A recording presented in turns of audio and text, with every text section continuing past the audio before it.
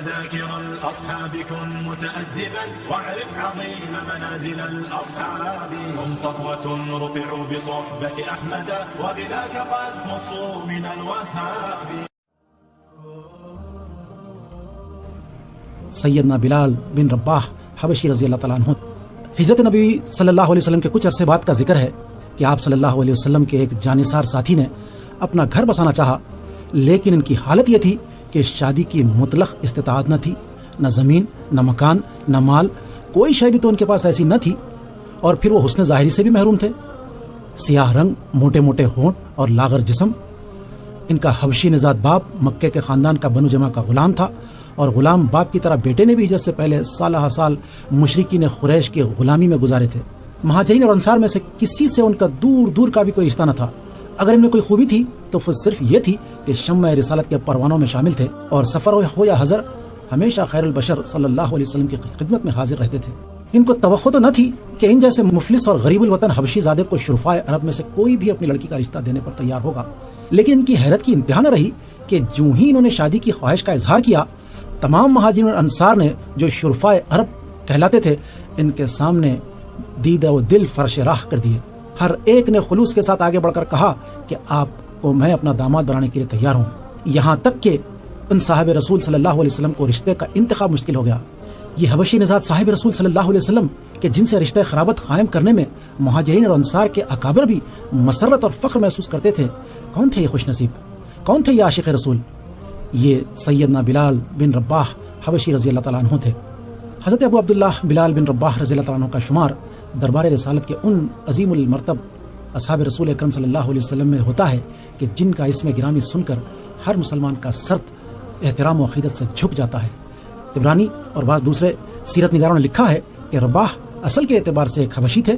وہ اپنی اہلیہ حمامہ کے ہمراہ مستقل مکے میں آ بسے تھے اور قریش کے خاندان بنو جمح کی غلامی اختیار کی ہوئی تھی. اسی غلامی کی حالت میں رسول اکرم صلی اللہ علیہ وسلم کی بعثت نبوت کے تقریباً 28 برس بعد رباح اور حمامہ کے فرزند بلال رضی اللہ تعالیٰ عنہ پیدا ہوئے. بلال رضی اللہ تعالیٰ عنہ نے ہوش کی آنکھیں کھولی تو چاروں طرف کفر و شرک کی ضلالت کو محیط پایا. ان کا آقا اور مالک امیہ بن خلف سخت مشرک تھا. اس کی غلامی میں انہوں نے زندگی کے 28 برس گزار دیے. اسی اثنا میں ان کے کانوں میں دعوت توحید کی صدا پہنچی. یہ آپ صلی اللہ علیہ وسلم کی بعثت کا ابتدائی زمانہ تھا اور سرور عالم صلی اللہ علیہ وسلم نے بڑی رازداری کے ساتھ تبلیغ حق کا آغاز فرمایا تھا. حضرت بلال رضی اللہ تعالیٰ عنہ فطرتاً نہایت نیک نفس اور پاکباز تھے، اور غالباً بعثت سے پہلے بھی وہ رسول اکرم صلی اللہ علیہ وسلم کے اخلاق عالیہ سے متاثر ہو چکے تھے. چنانچہ صدائے توحید بلند ہوتے ہی انہوں نے بلا تعمل اس پر لبیک کہا اور اپنا دل و جان رسول اکرم صلی اللہ علیہ وسلم پر نثار کر بیٹھے. سیرت نگاروں کا بیان ہے کہ وہ ان 7 سعید الفطرت ہستیوں میں سے تھے جنہوں نے سب سے پہلے لوائے توحید کو تھاما اور دعوت توحید پر لبیک کہا. اس طرح ان کو السابقون الاولون کی مقبول الہی جماعت میں بھی امتیازی درجہ حاصل ہو گیا. امیہ بن خلف کے کانوں میں حضرت بلال رضی اللہ تعالیٰ عنہ کے قبول اسلام کی بھنک پڑی تو وہ آگ بگولا ہو گیا. اس نے حضرت بلال رضی اللہ تعالیٰ عنہ کو بلا کر پوچھا، میں نے سنا ہے کہ تم نے کوئی اور معبود ڈھونڈ لیا ہے، سچ سچ بتاؤ تم کس معبود کی پرستش کرتے ہو؟ حضرت بلال رضی اللہ تعالیٰ عنہ نے بے دھڑک جواب دیا، محمد صلی اللہ علیہ وسلم کے خدا کی. امیہ کی آنکھیں لال پیلی ہو گئی اور اس نے گرج کر کہا، محمد کے خدا کی پرستش کرنے کا یہ مطلب ہے کہ تو مقدس لات و عزا کا دشمن ہو گیا ہے. سیدھی طرح راہ راست پر آ جا ورنہ ذلت کے ساتھ مارا جائے گا. میں یہ ہرگز برداشت نہیں کر سکتا کہ تو لات و حبل کے نام لیوا کے غلام ہو کر محمد کے خدا کی پرستش کرو. حضرت بلال رضی اللہ تعالیٰ عنہ توحید کے نشے میں مست ہو چکے تھے. نتائج سے بے پرواہ ہو کر جواب دیا، میرے جسم پر تمہارا زور چل سکتا ہے لیکن میں اپنا دل اور اپنی جان محمد صلی اللہ علیہ وسلم اور محمد صلی اللہ علیہ وسلم کے خدا کے پاس رہن رکھ چکا ہوں. اب ذات واحد کی عبادت ہی میری زندگی کا مقصود ہے. تمہارے خود ساختہ معبودوں کو پوجنا میرے بس کی بات نہیں ہے. امیہ بن خلف غیظ و غضب سے دیوانہ ہو گیا. ایک بےکس غلام اور یوں اس کے منہ لگے. اس نے کڑک کر کہا، اچھا تو پھر اپنی بے دینی کا مزہ چک، دیکھوں گا کہ محمد اور محمد کا خدا تمہیں کیسے چھڑاتے ہیں. یہ کہہ کر اس ظالم نے حضرت بلال رضی اللہ تعالیٰ عنہ پر جور و ستم کا ایک لامتناہی سلسلہ شروع کر دیا. مکے میں حرا کی زمین گرمی کے سبب سے مشہور ہے. یہ دھوپ میں تانبے کی طرح گرم ہو جاتی ہے. امیہ دوپہر کے وقت حضرت بلال رضی اللہ تعالیٰ عنہ کو گھر سے نکال کر لے جاتا اور حرا کی جلتی ہوئی ریت پر لٹا کر ایک بھاری پتھر ان کے سینے پر رکھ دیتا تاکہ حرکت بھی نہ کر سکے. پھر کہتا کہ محمد کی پیروی سے باز آ جا اور لات و عزا کے معبود برحق ہونے کا اقرار کر لے ورنہ اسی طرح پڑا رہے گا. اس کے جواب میں شہدائے حق عاشق رسول حضرت بلال رضی اللہ تعالیٰ عنہ کی زبان سے احد احد کی آواز نکلتی. امیہ غضبناک ہو کر زد و کوب کرنا شروع کر دیتا، لیکن وہ عہد عہد ہی کہے چلے جاتے۔ ایک دن تو ظالم نے شقاوت کی انتہا کر دی، اس نے پوری ایک رات اور ایک دن حضرت بلال رضی اللہ عنہ کو بھوکا پیاسا رکھا اور تپتی ہوئی ریت پر ان کے رقص بسمل کا تماشا دیکھتا رہا۔ مشہور صحابی حضرت عمرو بن العاص رضی اللہ تعالیٰ عنہ سے روایت ہے کہ میں نے بلال رضی اللہ تعالیٰ عنہ کو اس حالت میں دیکھا کہ امیہ نے ان کو ایسی سخت تپتی ہوئی زمین پر لٹھا رکھا تھا کہ جس پر گوشت رکھ دیا جاتا تو وہ گل جاتا، مگر وہ اس حالت میں بھی کہے جا رہے تھے کہ میں لات و عزا کا انکار کرتا ہوں۔ امیہ نے دیکھا کہ اتنی سختیوں کے باوجود اس عاشق رسول صلی اللہ علیہ وسلم کی جبین ہمت پر شکن تک نہیں پڑی تو اس کی آتش غضب بھڑک اٹھی اور اس نے اپنے دوسرے غلاموں اور بنو جمح کے لونڈوں کو بھڑکایا کہ لات و حبل کے اس باغی کو اتنی اذیتیں دو کہ وہ محمد اور محمد کے خدا کا نام لینا چھوڑ دے۔ یہ بدبخت امیہ کی خوشنودی حاصل کرنے کے لیے حضرت بلال رضی اللہ تعالیٰ عنہ کو بری طرح مارتے پیٹتے، دن کے وقت ان کے کپڑے اتروا کر لوہے کی زرہ پہناتے اور دھوپ میں ڈال دیتے، شام کو ہاتھ پاؤں باندھ کر ایک کوٹھی میں پھینک دیتے اور رات کو انہیں تازیانے رسید کرتے رہتے، لیکن حضرت بلال رضی اللہ تعالیٰ عنہ کی زبان سے عہد عہد کے سوا کچھ نہ نکلتا۔ علامہ ابن سعد رحمۃ اللہ علیہ کا بیان ہے کہ امیہ حضرت بلال رضی اللہ تعالیٰ عنہ کے گلے میں رسی باندھ کر انہیں لونڈوں کے حوالے کر دیتا اور وہ انہیں مکے کی گھاٹیوں میں گھسیٹتے پھرتے، پھر جلتی ہوئی ریت پر لا کر اوندھے منہ لٹا دیتے اور ان پر پتھروں کا ڈھیر لگا دیتے، لیکن حضرت بلال رضی اللہ تعالیٰ عنہ عہد عہد ہی کا کلمہ بلند کیے جاتے۔ شاعر دربار رسالت میں آپ صلی اللہ علیہ وسلم حضرت حسان بن ثابت رضی اللہ تعالیٰ عنہ سے روایت ہے کہ میں زمانے جاہلیت میں حج کے لیے مکے گیا تو دیکھا کہ لڑکوں نے بلال رضی اللہ تعالیٰ عنہ کو ایک رسی سے باندھ رکھا ہے اور ادھر ادھر گھسیٹ رہے ہیں، لیکن وہ کہے جا رہے ہیں کہ میں لات و عزا اور حبل اور اساف اور نائلہ کا انکار کرتا ہوں۔ غرض حضرت بلال رضی اللہ تعالیٰ عنہ مدت تک ایسے ایسے مظالم سہتے رہے کہ ان کا حال پڑھ کر جسم پر کب کبھی طاری ہو جاتی ہے، لیکن ان کی قوت ایمان میں ذرا برابر بھی جنبش نہ ہوئی۔ ان کے جسم کا کوئی حصہ ایسا نہ تھا جو شدید زخمی نہ ہو چکا ہو، لیکن کوئی بھی مصیبت، سختی اور اذیت ان کے ایمان کو ذرا برابر بھی جنبش نہ دے سکی۔ اتفاق سے سیدنا ابوبکر صدیق رضی اللہ تعالیٰ عنہ کا گھر بنو جمح کے محلے ہی میں تھا۔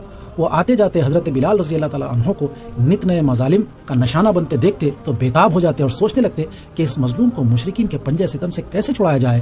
ایک دن ان کا پیمانہ صبر لبریز ہو گیا، امیہ کے گھر تشریف لے گئے اور اس سے کہا، اے امیہ، اس بے گناہ اور بے کس غلام پر اتنا ظلم نہ کر، تمہارا اس میں کیا نقصان ہے کہ وہ خدائے واحد کی عبادت کرتا ہے؟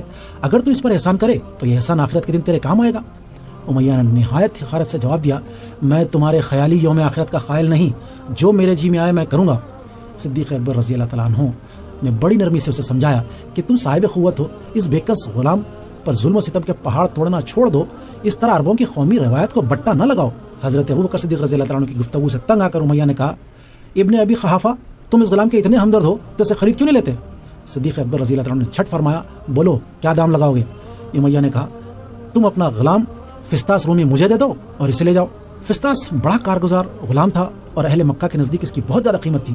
امیہ کا خیال تھا کہ ابوبکر صدیق رضی اللہ تعالیٰ عنہ اس کو دینے پر کبھی رضامند نہ ہوں گے، لیکن حضرت ابوبکر صدیق رضی اللہ تعالیٰ عنہ فوراً بولے، مجھے منظور ہے۔ امیہ حیران رہ گیا، لیکن ڈھٹائی سے جواب دیا، فستاس کے ساتھ 40 اوقیہ چاندی بھی لوں گا۔ حضرت ابوبکر صدیق رضی اللہ تعالیٰ عنہ اس پر بھی رضامند ہو گئے۔ امیہ نے بذام خود بڑے نفع کا سودا کیا۔ جب صدیق اکبر رضی اللہ تعالیٰ عنہ بلال رضی اللہ تعالیٰ عنہ کو ساتھ لے کر چلنے لگے تو ہنس کر طنز کرنے لگا، ابن ابی قحافہ، تمہاری جگہ اگر میں ہوتا تو اس غلام کو 1 درہم کے 6 حصے کے برابر میں بھی نہ خریدتا۔ حضرت ابوبکر صدیق رضی اللہ عنہ نے فرمایا، امیہ، تو اس غلام کی قدر و قیمت سے واقف نہیں، مجھ سے پوچھو تو میں یمن کی بادشاہی بھی اس کی قیمت میں ہیچ ہے۔ یہ کہہ کر حضرت بلال رضی اللہ عنہ کو آزاد کر دیا اور ساتھ لے کر بارگاہ رسالت صلی اللہ علیہ وسلم میں پہنچے۔ سارا واقعہ آپ صلی اللہ علیہ وسلم کا سنایا تو آپ صلی اللہ علیہ وسلم بہت خوش ہوئے اور فرمایا، ابوبکر، اس کار خیر میں مجھ کو بھی شریک کر لو۔ صدیق اکبر رضی اللہ تعالیٰ عنہ نے عرض کیا، یا رسول اللہ صلی اللہ علیہ وسلم، میں نے اسے آزاد کر دیا ہے۔ بعض روایتوں میں یہ بھی آتا ہے کہ حضرت ابوبکر صدیق رضی اللہ تعالیٰ عنہ نے بھاری رقم دے کر حضرت بلال رضی اللہ تعالیٰ عنہ کو خریدا اور پھر اللہ کی خوشنودی کے لیے آزاد کر دیا، اور رحمت عالم صلی اللہ علیہ وسلم نے خوش ہو کر حضرت ابوبکر صدیق رضی اللہ تعالیٰ عنہ کے حق میں دعائے خیر کی۔ مشرکین کے پنجے ستم سے رہائی پانے کے بعد حضرت بلال رضی اللہ تعالیٰ عنہ نے اپنے آپ کو ہمتاً رسول اکرم صلی اللہ علیہ وسلم کی خدمت میں وقف کر دیا۔ دکھ ہو یا سکھ، سفر ہو یا حضر، واز و تبلیغ کی کوئی محفل ہو، جنگ کا کوئی میدان ہو، وہ ہمیشہ آپ صلی اللہ علیہ وسلم کی خدمت میں حاضر رہتے تھے۔ سرور کونین صلی اللہ علیہ وسلم سے ان کی عقیدت اور محبت کی ایک الگ ہی کیفیت، ایک الگ ہی جذبہ عشق نظر آتا تھا۔ چنانچہ بعثت نبوی کے 13 سال بعد جب آپ صلی اللہ علیہ وسلم نے صحابہ کرام رضی اللہ تعالیٰ عنہم اجمعین کو مدینہ منورہ کی طرف ہجرت کرنے کی ہدایت فرمائی تو حضرت بلال رضی اللہ تعالیٰ عنہ کو بھی حضور اکرم صلی اللہ علیہ وسلم کے ارشاد کی تعمیل میں ہجرت کر کے مدینہ پہنچے اور حضرت سعد بن خیثمہ انصاری رضی اللہ تعالیٰ عنہ کے مہمان ہوئے۔ آپ صلی اللہ علیہ وسلم نے مدینہ منورہ پہنچتے ہی چند ماہ بعد جب مہاجرین اور انصار میں مواخات کرائی تو حضرت بلال رضی اللہ تعالیٰ عنہ کو حضرت ابو رویحہ رضی اللہ تعالیٰ عنہ انصاری کا اسلامی بھائی بنایا۔ ان دونوں بھائیوں میں اس قدر محبت تھی کہ حضرت بلال رضی اللہ تعالیٰ عنہ کو کہیں باہر جانا پڑتا تو اپنے تمام امور کی ذمہ داری حضرت ابو رویحہ رضی اللہ تعالیٰ عنہ کو سونپ جاتے تھے۔ علامہ ابن سعد رحمۃ اللہ علیہ کا بیان ہے کہ حضرت بلال رضی اللہ تعالیٰ عنہ شام کے جہاد میں شریک ہونے کے لیے مدینہ سے چلنے لگے تو امیر المومنین حضرت عمر فاروق رضی اللہ تعالیٰ عنہ نے ان سے پوچھا کہ بلال تمہارا وظیفہ کون وصول کرے گا؟ انہوں نے جواب دیا ابو رویحہ، کیونکہ رسول اکرم صلی اللہ علیہ وسلم نے میرے ساتھ ان کا جو رشتہ اخوت قائم فرمایا ہے وہ کبھی ٹوٹ نہیں سکتا۔ غزوات کا سلسلہ شروع ہوا تو حضرت بلال رضی اللہ تعالیٰ عنہ کو بدر سے لے کر تبوک تک تمام غزوات میں رحمت عالم صلی اللہ علیہ وسلم کے صحبت کا شرف حاصل ہوا۔ غزوہ بدر میں ان کی نظر امیہ بن خلف پر پڑی جو ان کے آقا رہ چکے تھے اور جسے حضرت عبد الرحمن بن عوف رضی اللہ تعالیٰ عنہ گرفتار کر کے لے جا رہے تھے۔ حضرت بلال رضی اللہ تعالیٰ عنہ کو امیہ کی اسلام دشمنی یاد آ گئی اور وہ پکار کر کہنے لگے، اے انصار اللہ، یہ امیہ بن خلف مشرکوں کا سردار ہے، دیکھنا بچ کے جانے نہ پائے۔ ان کی آواز سنتے ہی چند صحابہ اکرام رضی اللہ تعالیٰ عنہ اجمعین ادھر دوڑ پڑے اور آنن فانن امیہ بن خلف کو قتل کر دیا۔ ایک روایت میں ہے کہ امیہ کے ساتھ اس کا بیٹا علی بن امیہ بھی مارا گیا۔ یہ دونوں اسلام کے بدترین دشمن تھے۔ بعض سیرت نگاروں نے لکھا ہے کہ غزوہ بدر میں حضرت بلال رضی اللہ تعالیٰ عنہ نے ایک اور مشرک امیہ بن ابی حذیفہ مخزومی کو گرفتار کر لیا۔ اس سے بعد میں عبداللہ بن ربیعہ مخزومی نے 4000 دینار فدیہ دے کر رہا کروایا۔ ہجرت کے بعد مسجد نبوی کی تعمیر ہوئی اور اذان کی ابتدا ہوئی تو رحمت عالم صلی اللہ علیہ وسلم نے اذان دینے کی خدمت حضرت بلال رضی اللہ تعالیٰ عنہ کے سپرد فرمائی۔ ابن سعد رحمۃ اللہ علیہ نے قاسم بن عبد الرحمن رضی اللہ تعالیٰ عنہ سے روایت کیا ہے کہ بلال رضی اللہ تعالیٰ عنہ اسلام کے سب سے پہلے مؤذن ہیں۔ حضرت بلال رضی اللہ تعالیٰ عنہ کی آواز نہایت بلند اور دلکش تھی۔ آپ کی آواز میں ایک سوز، ایک گداز، ایک ایسی تاثیر تھی کہ جو سنتا سب کام چھوڑ چھاڑ کر والہانہ نماز کے لیے مسجد کی طرف لپک پڑتا۔ 8 ہجری میں فتح مکہ ہوا تو حضرت بلال رضی اللہ تعالیٰ عنہ حسب معمول سرور عالم صلی اللہ علیہ وسلم کے ہمرکات تھے۔ کعبے کی صفائی کے بعد آپ صلی اللہ علیہ وسلم نے حضرت بلال رضی اللہ تعالیٰ عنہ سے فرمایا، اے بلال، کعبے کی چھت پر کھڑے ہو کر توحید کی صدائے تکبیر بلند کرو۔ حضرت بلال رضی اللہ تعالیٰ عنہ نے حکم کی تعمیل کی۔ جب وہ اپنی دلکش آواز سے اشہد ان لا الہ الا اللہ اور اشہد ان محمد رسول اللہ پکار رہے تھے تو زمین و آسمان پر سناٹا چھایا ہوا تھا۔ 11 ہجری میں سرور کائنات صلی اللہ علیہ وسلم نے سفر آخرت اختیار فرمایا تو حضرت بلال رضی اللہ تعالیٰ عنہ پر غم و اندوہ کا ایک پہاڑ ٹوٹ پڑا۔ اپنے آقا کی جدائی نے ان کے دل کی دنیا اجاڑ دی۔ طبرانی نے عبداللہ بن محمد رضی اللہ تعالیٰ عنہ، عمر رضی اللہ تعالیٰ عنہ اور عمار رضی اللہ تعالیٰ عنہ سے روایت کی ہے کہ رسول اکرم صلی اللہ علیہ وسلم کی وفات کے بعد حضرت بلال رضی اللہ تعالیٰ عنہ نے حضرت ابوبکر صدیق رضی اللہ تعالیٰ عنہ کی خدمت میں حاضر ہو کر عرض کیا، اے خلیفہ رسول، میں نے آقا صلی اللہ علیہ وسلم کو یہ فرماتے سنا کہ مومنین کے لیے سب سے افضل عمل جہاد فی سبیل اللہ ہے۔ میرا ارادہ ہے کہ اب میں تادم حیات جہاد فی سبیل اللہ میں مشغول رہوں۔ حضرت ابوبکر صدیق رضی اللہ تعالیٰ عنہ نے فرمایا، اے بلال، میں تمہیں خدا کا واسطہ دیتا ہوں اور اپنی حرمت اور اپنے حقوق کی قسم دے کر کہتا ہوں کہ میری عمر زیادہ ہو چکی ہے، میرے خواب کمزور ہو چکے ہیں اور میری وفات قریب ہے، اس وقت تم مجھے چھوڑ کر نہ جاؤ۔ حضرت بلال رضی اللہ تعالیٰ عنہ صدیق اکبر رضی اللہ تعالیٰ عنہ کی بات مان لی اور مدینہ منورہ ہی میں ٹھہر گئے۔ صحیح بخاری اور طبقات ابن سعد کی روایتوں کے مطابق آپ صلی اللہ علیہ وسلم کی وفات کے بعد حضرت بلال رضی اللہ تعالیٰ عنہ صدیق اکبر رضی اللہ تعالیٰ عنہ کے پاس گئے اور ان سے سوال کیا، اے خلیفہ رسول، کیا آپ نے مجھے خدا کے لیے آزاد کیا تھا یا اس لیے کہ میں آپ کے ساتھ رہوں؟ حضرت ابوبکر صدیق رضی اللہ تعالیٰ عنہ نے فرمایا، میں نے تمہیں محض اللہ کی خوشنودی کے لیے آزاد کیا۔ اس پر حضرت بلال رضی اللہ تعالیٰ عنہ نے درخواست کی کہ مجھے جہاد پر جانے دیجیے، کیونکہ میں اپنی بقایا زندگی اسی کام میں گزارنا چاہتا ہوں جسے میرے آقا صلی اللہ علیہ وسلم نے مومن کا سب سے بہترین کام قرار دیا ہے۔ لیکن حضرت ابوبکر صدیق رضی اللہ تعالیٰ عنہ نے خدا کا واسطہ دے کر ان سے کہا کہ مجھے اس عالم پیری میں اپنی رفاقت سے محروم نہ کرو۔ حضرت بلال رضی اللہ تعالیٰ عنہ نے ان کی بات مان تو لی، لیکن ساتھ ہی یہ شرط رکھی کہ میں اب رسول اکرم صلی اللہ علیہ وسلم کے بعد کسی کے لیے اذان نہ دوں گا۔ صدیق اکبر رضی اللہ تعالیٰ عنہ نے فرمایا، تمہیں اس بات کا اختیار ہے۔ اس کے برخلاف ایک اور روایت بھی ملتی ہے جس کے مطابق جب حضرت ابوبکر رضی اللہ تعالیٰ عنہ نے فرمایا کہ میں نے تمہیں اللہ کے لیے آزاد کیا تو انہوں نے کہا کہ پھر مجھے اللہ کے راستے میں جہاد کرنے کی اجازت دے دیجیے۔ حضرت ابوبکر صدیق رضی اللہ تعالیٰ عنہ نے اجازت دے دی اور وہ شام جانے والے لشکر میں شامل ہو گئے۔ لیکن بخاری اور ابن سعد کی روایت کے مقابلے میں یہ روایت سند کے اعتبار سے کمزور نظر آتی ہے، اس لیے سیرت نگاروں میں سے اکثر کی یہی رائے ہے کہ حضرت بلال رضی اللہ تعالیٰ عنہ حضرت عمر فاروق رضی اللہ تعالیٰ عنہ کے عہد خلافت کی ابتدا میں جہاد کے لیے شام گئے اور رومیوں کے خلاف کئی معرکوں میں داد شجاعت دی۔ بیت المقدس کی تسخیر کے سلسلے میں حضرت عمر فاروق رضی اللہ تعالیٰ عنہ کو بنفس نفیس شام جانا پڑا۔ ان کے بیت المقدس پہنچنے پر عیسائیوں نے شہر کے دروازے کھول دیے اور خلیفۃ المسلمین نے عیسائیوں سے معاہدہ صلح مرتب کیا۔ اس سے فارغ ہونے کے بعد انہوں نے مسلمانوں کے سامنے ایک فصیح و بلیغ خطبہ دیا۔ سامعین میں حضرت بلال رضی اللہ تعالیٰ عنہ بھی موجود تھے۔ ان سے مخاطب ہو کر فرمایا، اے ہمارے سردار بلال، آج اسلام کے قبلہ اول پر پرچم توحید لہرایا ہے، اس باعظمت موقع پر آپ اذان دیں تو ہم آپ کے شکر گزار ہوں گے۔ حضرت بلال رضی اللہ تعالیٰ عنہ نے عرض کیا، امیر المومنین، میں عہد کر چکا تھا کہ آپ صلی اللہ علیہ وسلم کے بعد کسی کے لیے اذان نہ دوں گا، لیکن آج آپ کے ارشاد کی تعمیل میں اذان دیتا ہوں۔ یہ کہہ کر اذان کے لیے کھڑے ہو گئے۔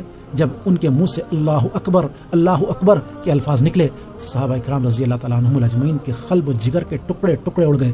انہیں رحمت عالم صلی اللہ علیہ وسلم کے عہد مبارک کا وہ سما یاد آ گیا، اور جب وہ اشہد ان محمد رسول اللہ پر پہنچے تو صحابہ کرام رضی اللہ تعالیٰ عنہم اجمعین روتے روتے نڈھال ہو گئے۔ فاروق اعظم رضی اللہ تعالیٰ عنہ کو فراق رسول اکرم صلی اللہ علیہ وسلم نے تڑپا دیا اور روتے روتے ان کی ہچکی بن گئی۔ حضرت ابو عبیدہ رضی اللہ تعالیٰ عنہ اور حضرت معاذ بن جبل رضی اللہ تعالیٰ عنہ کا بھی یہی حال تھا۔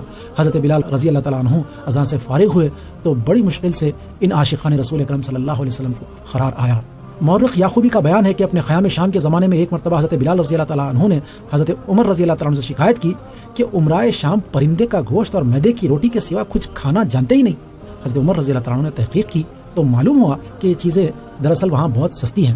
تاہم آپ نے تمام عمرہ سے اقرار لیا کہ وہ روزانہ فی کس 2 روٹی، زیتون کا تیل اور سرکہ عام لوگوں میں مفت تقسیم کریں گے اور مال غنیمت کی تقسیم بھی مساوی کریں گے۔ شام کے معرکوں سے فارغ ہونے کے بعد حضرت بلال رضی اللہ تعالیٰ عنہ نے وہیں کے ایک گاؤں خولان میں مستقل رہائش اختیار کر لی۔ ایک رات کو خواب میں دیکھا کہ آپ صلی اللہ علیہ وسلم تشریف لائے ہیں اور فرما رہے ہیں، اے بلال، کیا ابھی وقت نہیں آیا کہ تم ہماری زیارت کے لیے آؤ؟ اس خواب نے اس عاشق رسول کا دل و دماغ جھنجھوڑ کر رکھ دیا۔ آتش فراق بھڑک اٹھی اور یہ عاشق رسول بے تابانہ مدینہ منورہ کا رخ کیا۔ روزہ اقدس پر حاضر ہوئے تو صبر و قرار کا پیمانہ لبریز ہو گیا اور فراق حبیب صلی اللہ علیہ وسلم میں اس درد سے روئے کہ دیکھنے والوں کی آنکھوں سے بھی آنسو رواں ہو گئے۔ اس موقع پر حضرت حسن رضی اللہ تعالیٰ عنہ اور حضرت حسین رضی اللہ تعالیٰ عنہ بھی موجود تھے۔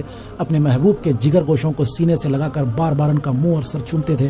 انہوں نے خواہش کی کہ بابا بلال کل فجر کی اذان روضہ رسول صلی اللہ علیہ وسلم پر آپ دیں۔ بلال رضی اللہ تعالیٰ عنہ اپنے آقا و مولا صلی اللہ علیہ وسلم کے جگر گوشوں کی یہ خواہش کو کیسے ٹال سکتے تھے؟ فجر ہوئی تو روضہ رسول اکرم صلی اللہ علیہ وسلم کے قریب اذان کے لیے کھڑے ہو گئے۔ سارا مدینہ ان کی اذان سننے کے لیے امڑ آیا۔ جو ہی بلال رضی اللہ تعالیٰ عنہ نے اذان دینی شروع کی، مدینہ منورہ کی پوری فضا حشر ساماں ہو گئی۔ رسول اکرم صلی اللہ علیہ وسلم کا عہد مبارک لوگوں کی آنکھوں کے سامنے آ گیا۔ جب حضرت بلال رضی اللہ تعالیٰ نے روضہ اقدس کی طرف انگلی کا اشارہ کر کے اشہد ان محمد رسول اللہ کہا تو پردہ نشین خواتین بھی بےتاب ہو کر گھروں سے باہر نکل آئیں۔ روتے روتے لوگوں کی ہچکیاں بن گئیں۔ ایسا معلوم ہوتا تھا کہ گویا ہادی برخ سید کونین صلی اللہ علیہ وسلم نے آج ہی وصال فرمایا ہے۔ کہا جاتا ہے کہ رسول اکرم صلی اللہ علیہ وسلم کی رحلت کے بعد مدینہ منورہ میں ایسا دلدوز اور پر اثر منظر آج تک کبھی دیکھنے میں نہیں آیا۔ علامہ ابن اسیر نے اسد الغابہ میں لکھا ہے کہ حضرت بلال رضی اللہ تعالیٰ عنہ نے 20 ہجری میں سفر آخرت اختیار کیا۔ اس وقت ان کی عمر 60 برس کے لگ بھگ تھی۔ دمشق میں باب الصغیر کے قریب تدفین ہوئی، جہاں پر ان کا مزار آج بھی موجود ہے۔ سیرت نگاروں نے لکھا ہے کہ امیر المومنین حضرت عمر فاروق رضی اللہ تعالیٰ عنہ کو بلال رضی اللہ تعالیٰ عنہ کی وفات کی خبر جب پہنچی تو وہ روتے روتے نڈھال ہو گئے، بار بار فرماتے تھے، آہ ہمارا سردار بلال ہمیں داغ جدائی دے گیا۔ علامہ ابن سعد رحمۃ اللہ علیہ اور ابن عساکر رحمۃ اللہ علیہ کا بیان ہے کہ حضرت بلال رضی اللہ تعالیٰ عنہ نے اپنی زندگی میں متعدد نکاح کیے، لیکن کسی بیوی سے بھی کوئی اولاد نہیں ہوئی۔ ان کی بیویاں عرب کے نہایت شریف اور معزز خاندانوں سے تعلق رکھتی تھیں۔ ایک روایت کے مطابق یہ بھی معلوم ہوتا ہے کہ ان کی ایک بیوی حضرت ابوبکر صدیق رضی اللہ تعالیٰ عنہ کی صاحبزادی بھی تھی۔ حضرت بلال رضی اللہ تعالیٰ عنہ کے گلشن اخلاق میں سبقت فی الاسلام، تحمل شدائد، عشق رسول صلی اللہ علیہ وسلم، شوق جہاد، شغف عبادت اور جوش ایمان سب سے خوش رنگ پھول ہیں۔ سفر ہو یا حضر، وہ ہمیشہ آپ صلی اللہ علیہ وسلم کی خدمت میں حاضر رہتے تھے۔ عیدین اور استسقاء کے موقعوں پر برچھا لے کر آپ صلی اللہ علیہ وسلم کے آگے آگے چلتے۔ آپ صلی اللہ علیہ وسلم کسی کام کا حکم دیتے تو اس کو انجام دینے میں اپنی جان لڑا دیتے۔ ان کی اسی وفاشاری اور اخلاص نے ان کو رسول اکرم صلی اللہ علیہ وسلم کا خاص معتمد بنا دیا تھا، اور آپ صلی اللہ علیہ وسلم نے اپنے بیشتر خانگی امور ان کے سپرد کر دیے تھے۔ حضرت بلال رضی اللہ تعالیٰ عنہ آپ صلی اللہ علیہ وسلم کے موزن ہی نہ تھے، بلکہ ایک عابد شب زندہ دار بھی تھے اور فکر آخرت سے ہر وقت لرزہ بر اندام رہتے تھے۔ ان کی بیوی ہند کا بیان ہے کہ حضرت بلال رضی اللہ تعالیٰ عنہ سوتے وقت جب اپنے بستر پر لیٹتے تو فرماتے، الہی میرے گناہوں سے درگزر فرما اور میری بیماریوں میں مجھے معذور سمجھ۔